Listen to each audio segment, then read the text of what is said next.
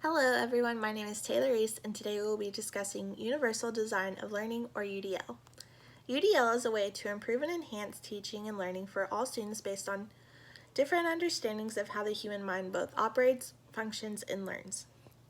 Children all learn in many different ways. One way may work for one student or students that does not work for other students in their learning process. And this does not mean that they are not intelligent, it just means the teacher should try several different methods in getting their course material across to help go with how the different child's brain operates. If I were teaching a group of elementary students, let's say 4th graders, I would use a multiple means method such as either representation, in which I would use visual aids. I would provide packets and daily assignments for them to review and look over so they can understand what we're going over in class that day. I would also use figures or modules such as the cell sculpture so they can see different angles of what we're observing for that class. I could use videos or sounds. I could even bring in different items such as food, clothing, art, and other things that can help them identify what we're learning that day.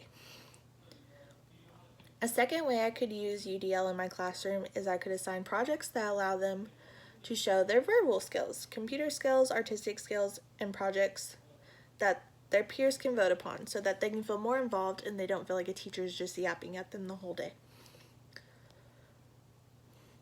And thirdly, I could use the engagement method. I would make sure to include and make each student feel valid and important, regardless of their ethnicity, sexual orientation, gender, and learning disabilities.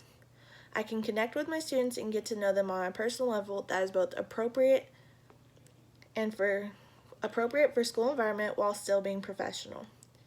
I can make sure to present the assignments with a positive and upbeat attitude and motivate them as best as I can whenever they improve in a skill or assessment and whenever they do well on an assignment. They all have it in them to be wonderful and successful students, and I just want to help bring that out in them. During our video at 125 of video CUDL in action in the classroom, I enjoyed his statement of, I want them to know that when they come in here, although we may not be where we want to be, we're going to work together to find ways in which you can show our understanding that makes sense to the learner and to find resources and tools that help them discover those passions through their learning and will allow them to be the best and most successful student that they can be. And I like that. It makes me feel like the students will be involved, included, and fully accepted.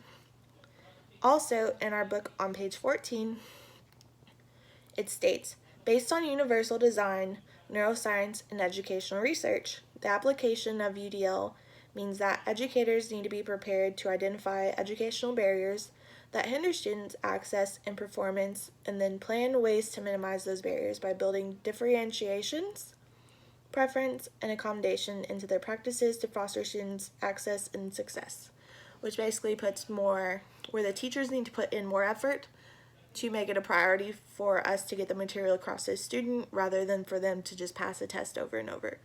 We need to make sure we are engaging with our students, make sure that they are actually learning the material in many different ways, whether it be they have to do it in a visual representation, they need to see it written down, hear it, whatever we can do to best assist the students.